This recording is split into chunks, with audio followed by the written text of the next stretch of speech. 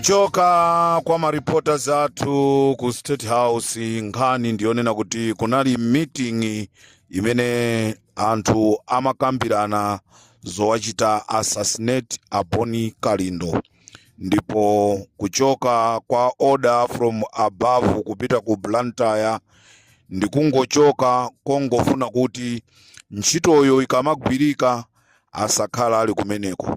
Amalawi chigawo chino chakumamawa ndikubwera kachikena kachiwiri kufuna kukudziwisani kunena kuti pali chiwembu chopya. Tikati chiwembu chopya muchiziwe chiwembu chopya kwambiri chimene anthu anakhala pansi dzulo ndikukambirana zonena kuti aesese mwa njira ina iliyonse kunena kuti Boni Kalindo aphedwe.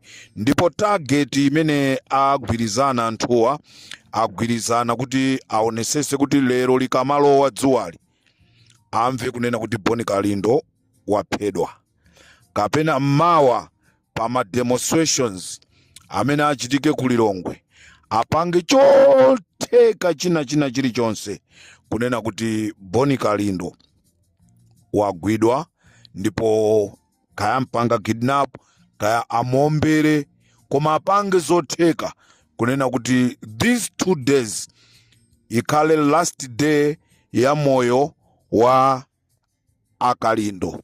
Izi ndi zimene amakambirana azikulu akuluwo malo mokambirana zonena kuti dziko litiliyendesa bwanji. Mzipatala mulibe mankhwala chaka chino, anthu kodi fetreza tapasa bwanji?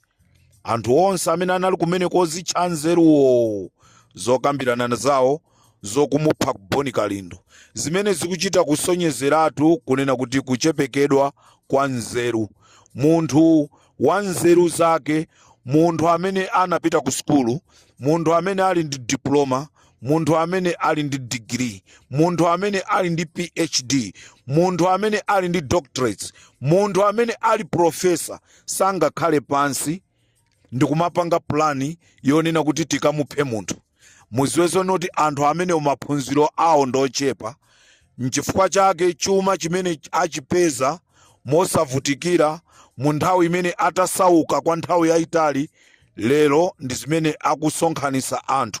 Amalawi ndikufuna ndikutsimikizireni pamene tikuyankhula pano, anyamata oposera 30 asonkhana ku Nchesi, kumene pamalo amenewa ku Nchesi, pamalo a Munlo pamene amapangira zocherera zawo, business yawo ya zocherera.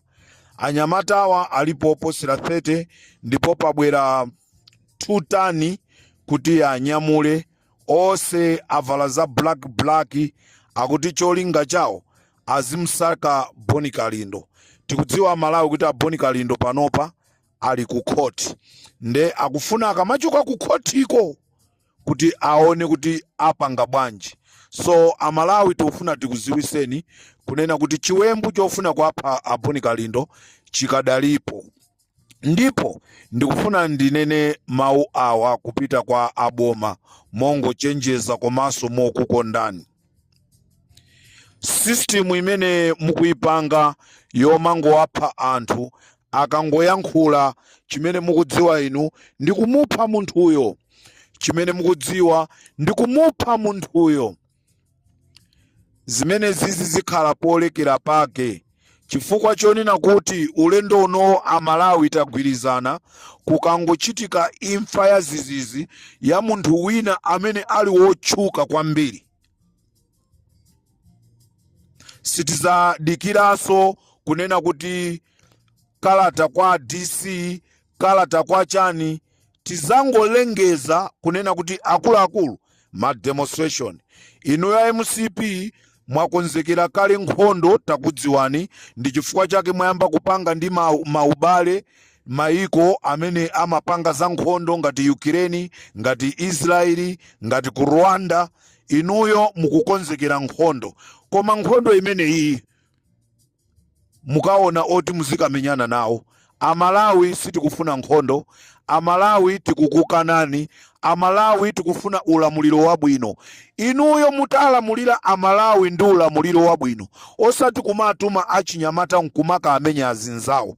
Osati kumaka atuma anthu kumaka apha azinzawo. Mona wina aliyense Malawi azikamba mbiri yabwino. Mbiri yabwinotu ndimene imapangisa kunena kuti mbiri ya munthu ipite patsogolo. Koma pamene tikupanga zoyipa, mbiri yathu izinka kumapitabe chitsogolo. This is my free advice. MCP maplani ofuna kuwapha Kalindo asokoneza zambiri chifukwa chonena kuti anthu onse amene akusogolera pa chiwembu chimenechi, amulo akunchesi achisisito, adala kadula, amalamula.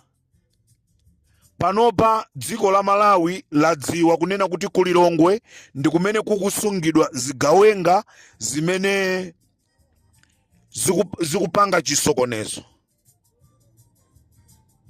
Kuli kumeneku anthu ena amene mwayambaso kuwaphunzitsa za uzigawenga kuti azipanga nawo. Malawi ikudziwa anthu amenewa muzayika pa mavuto, whether you like or not. Boma ilili likazango sintha ndikubwera lina, anthu awawa azatengedwa ndikupita kundende. Even if ineyo ntakhala kuti ndine mtsogoleri, I'll make sure kuti akayankhe milandu, akafusidwe.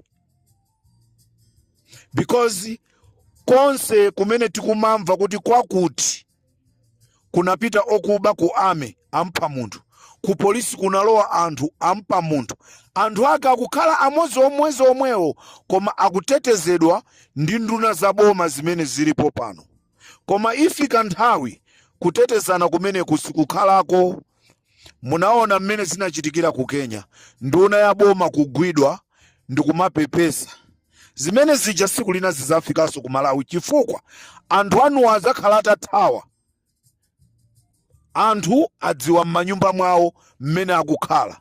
Nde anthuso azafika potopa kuti kodi mmene zakhaliramu tipanga bwanji. Nde ndikufuna ndikupempheni aboma, mchitidwe womati mukamona kuti munthu uyu akusokoneza, inuyo chimene mukudziwa ndikungopha. La 40 ndikunena pano, la sala pang'ono kwambiri. La 40 la sala pang'ono posachedwa pompa. La 40 likangokwana tizaona ngati kutulo. Nde Amalawi dziwani kunena kuti pali chipongwe chimene chakonzedwa kuti Aponi Kalindo aphedwe in within 2 days time. This is Comrade Ntanyiwa on Limpopo FM. Ndikatero so pa Limpopo FM tisiyane pomwepa.